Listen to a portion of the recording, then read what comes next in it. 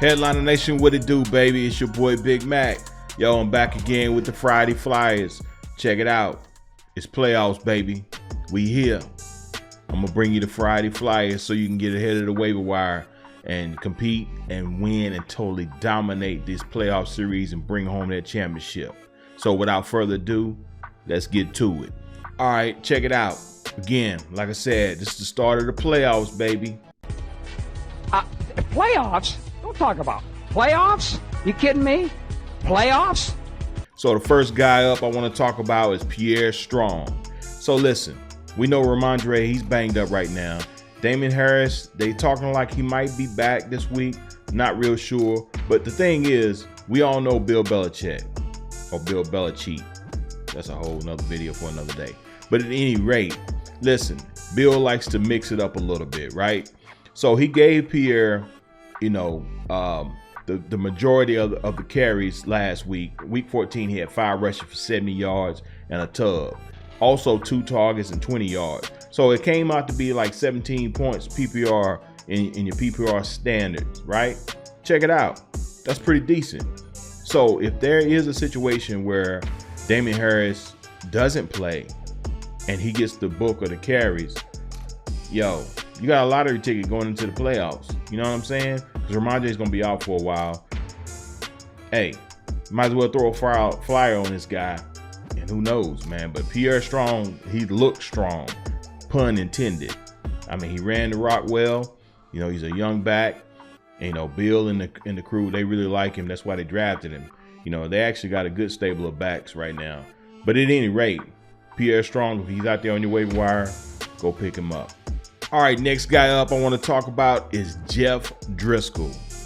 Dude sounds like an accountant somewhere. But check it out. This is what I call the new Taysom Hill, especially for some of you guys and gals that are playing in Yahoo formats. Jeff Driscoll, reason why I call him the new Taysom Hill is because he's got dual eligibility right now. And hopefully it'll probably remain that way throughout the playoffs. But here's the thing. He split carries, or excuse me, I should say he split the majority of the snaps with Davis Mills. It was damn near 50-50, right? So you got a tight end playing quarterback. We've heard this story before, but going into the playoffs with the tight end landscape being the way it is, yo, you can try to, you need to get any type of advantage that you can, right? So he was 4 for 6 passing, 38 yards, and he threw for a tub.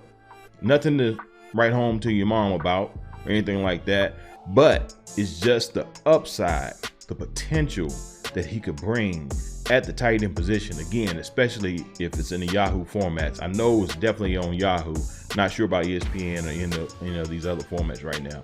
But again, like I said, if Jeff Driscoll's out there and Lovie Smith has talked about they're going to continue to use that 2 quarterback system. So that's an advantage that you could have going into the playoffs. All right, next up, I want to talk about a returning son to Mack's Friday Flyers, and that's Ben Skowronek. So listen, we talked about him weeks ago on the same segment, right? And he's returning because he's lowly owned right now in most formats. But you need to jump on him right now because they're starting to talk about shutting Cooper Kupp down for the remainder of the season. And as they should. You don't want your franchise piece out there playing or even risk rushing him back. And you're really not fighting for anything right now. So Ben Skowronek, he had a great game this past week. He was 7 receptions for like 89 yards. Very decent in PPR formats. But the thing that really intrigues me about this situation, now that they have Baker Mayfield there, Sean McVay, one thing that he does really well is he caters to strengths of his quarterbacks. He did it with Jared Goff, right?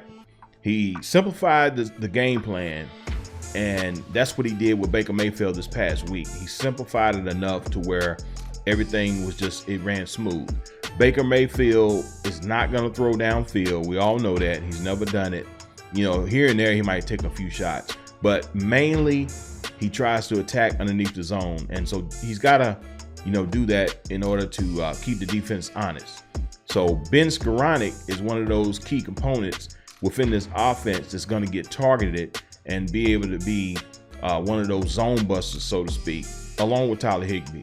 But Ben Skowronek, like I said, you can see the volume starting to uptick, and who knows, he could be a valuable piece going into the playoffs. All right, next up, I want to talk about Amari Rogers.